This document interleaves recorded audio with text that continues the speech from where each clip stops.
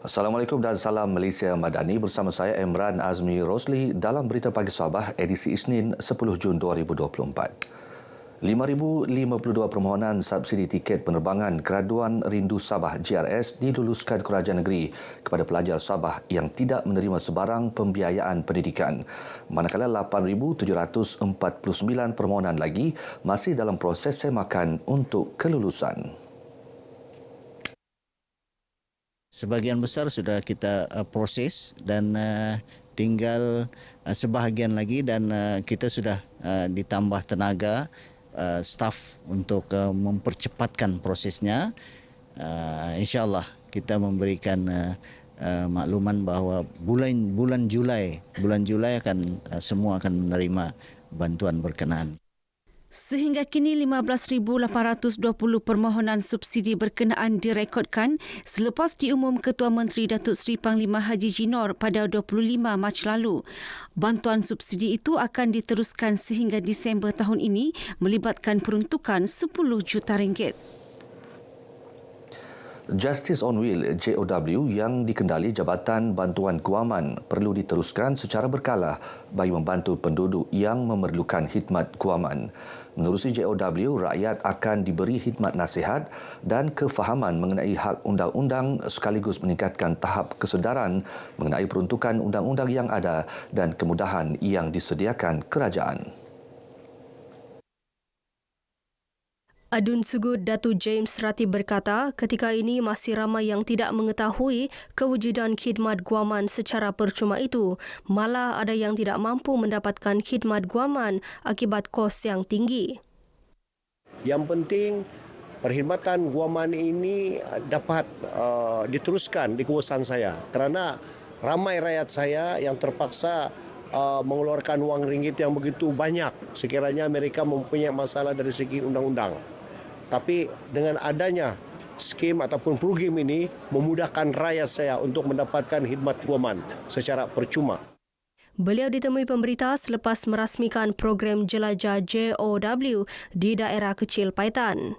Dalam perkembangan berkaitan, Datuk James yang juga Menteri Pembangunan Masyarakat dan Kesejahteraan Rakyat berkata, masih terdapat penduduk tempatan di kawasan itu tidak mempunyai sijil kelahiran dan kad pengenalan disebabkan faktor daftar lewat.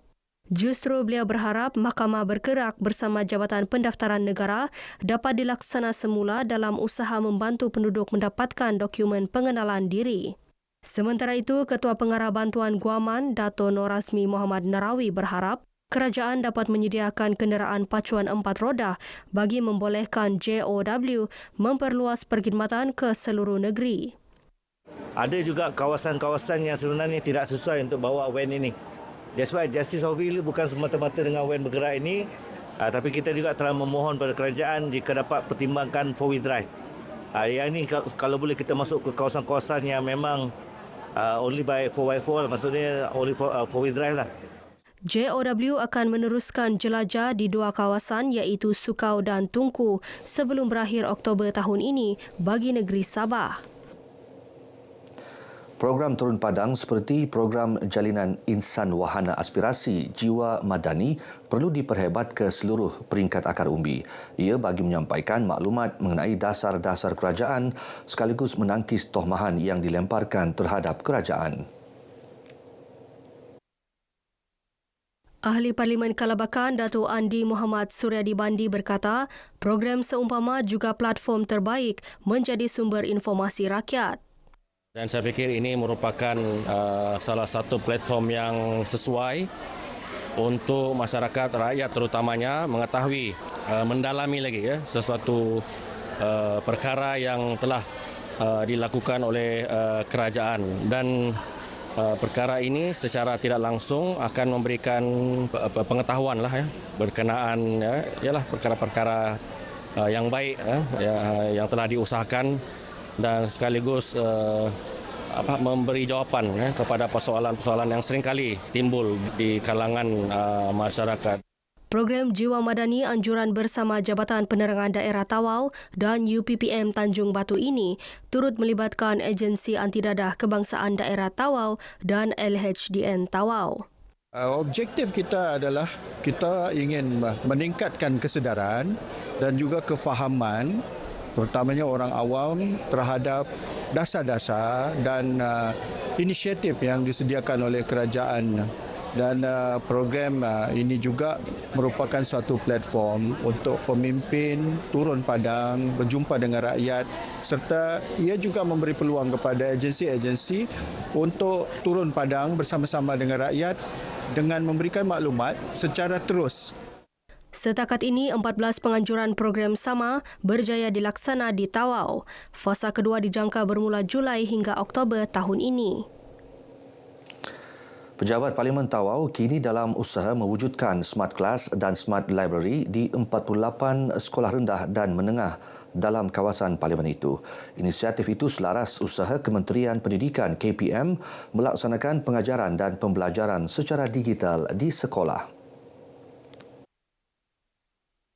Ahli Parlimen Tawau Datu Loh Su Fui berkata pihaknya akan merujuk kepada pejabat pendidikan daerah berhubung garis panduan dan aplikasi yang boleh digunakan.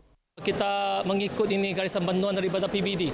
Macam mana apa apps atau ini bahan-bahan digital yang kita boleh guna di dalam sekolah. Macam mana kita ubah sesuai itu library sekarang untuk merangkumi keperluan supaya mencapai tahap ini digital library. Dan kita bukan hanya memberi manfaat kepada murid-murid, guru-guru. Boleh juga membuka ini akses kepada ini penduduk-penduduk yang sekeliling lah. Beliau ditemui pemberita dalam program Rahmatmu Guru Parlimen Tawau. Dalam pada itu, Datuk Loh mahu KPM mengambil tindakan segera membaik pulih lebih 50% sekolah daif di Sabah. Ini termasuk sekolah menengah Holy Trinity Tawau yang mengalami hakisan tanah lebih 5 tahun. Sempena program ini, Pejabat Parlimen Tawau menyampaikan sumbangan TV pintar kepada 7 sekolah menengah dan 2 sekolah rendah di daerah itu.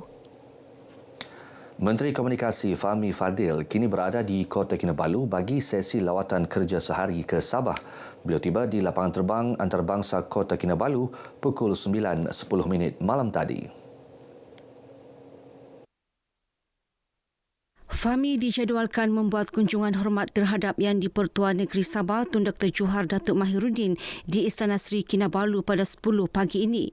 Seterusnya, beliau akan menyempurnakan Majlis Apresiasi Anugerah Perkhidmatan Cemerlang APC 2024 Kementerian Komunikasi Zon Sabah di Pinampang.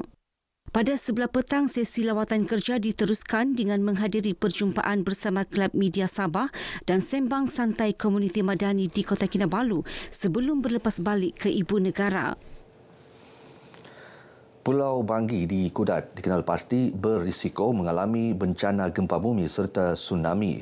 Ia susulan daripada beberapa kejadian gempa bumi yang berlaku di pulau itu, antaranya pada 2 Jun 2014 bermagnitud 4.4 diikuti 3 Oktober tahun lalu dengan magnitud 3.6.